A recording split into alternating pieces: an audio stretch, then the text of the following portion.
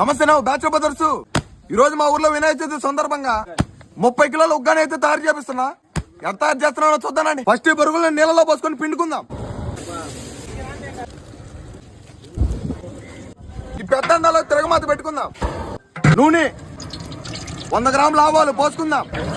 100 గ్రాముల జీలకర్ర, 1/2 కిలో మినపప్పు, 1/2 కిలో పచ్చెనగపప్పు, 1/4 కిలో ఎండుమిరకాయలు, కిలో పచ్చిమిరకాయలు, కొద్దిగంట కరివేపాకు, 1/2 కిలో అల్లం, 10 కిలోలు కట్ చేసుకుని ఎర్రగడ్డలు, 100 గ్రాముల పసుపు, 5 కిలోల టమాటా, 1 అర ప్యాకెట్ సాల్ట్, పుల్లగా ఉంటే నిమ్మరసం పోసుకుందాం. కట్ చేసుకున్న కొత్తిమీర వేసుకుందాం. 30 కేజీలు ఉగ్గానీలోకి తాలింపు అయితే రెడీ అయిపోయింది. ఈ తాలింపు ఎత్తుకోమని పిండుకున్న బరుగులు వేసి కలుపుకుందాం.